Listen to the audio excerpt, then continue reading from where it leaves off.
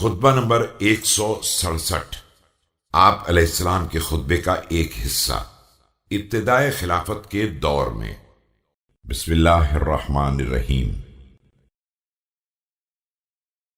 پروردگار نے اس کتاب ہدایت کو نازل کیا ہے جس میں خیر و شر کی وضاحت کر دی ہے، لہذا تم خیر کے راستے کو اختیار کرو تاکہ ہدایت پا جاؤ، اور شر کے رخ سے منہ موڑ لو تاکہ سیدھے راستے پر آ جاؤ۔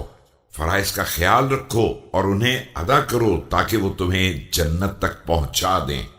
اللہ نے جس حرام کو حرام قرار دیا ہے وہ مجہول نہیں ہے، اور جس حلال کو حلال بنایا ہے وہ مشتبہ نہیں ہے۔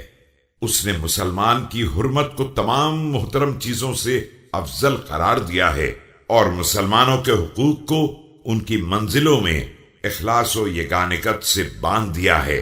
اب مسلمان وہی ہے جس کے ہاتھ اور زبان سے تمام مسلمان محفوظ رہیں، مگر یہ کہ کسی حق کی بنا پر ان پر ہاتھ ڈالا جائے، اور کسی مسلمان کے لیے مسلمان کو تکلیف دینا جائز نہیں ہے مگر یہ کہ اس کا واقعی سبب پیدا ہو جائے۔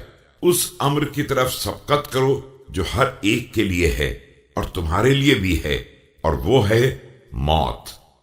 لوگ تمہارے آگے جا چکے ہیں اور تمہارا وقت تمہیں ہکا کر لے جا رہا ہے۔ سامان ہلکا رکھو تاکہ اگلے لوگوں سے ملحق ہو جاؤ، اس لیے کہ ان پہلے والوں کے ذریعے تمہارا انتظار کیا جا رہا ہے۔ اللہ سے ڈرو، اس کے بندوں کے بارے میں بھی اور شہروں کے بارے میں بھی، اس لیے کہ تم سے زمینوں اور جانوروں کے بارے میں بھی سوال کیا جائے گا۔ اللہ کی اطاعت کرو اور نافرمانی نہ کرو۔ خیر کو دیکھو تو فوراً لے لو، اور شر پر نظر پڑ جائے تو کنارہ کش ہو جاؤ۔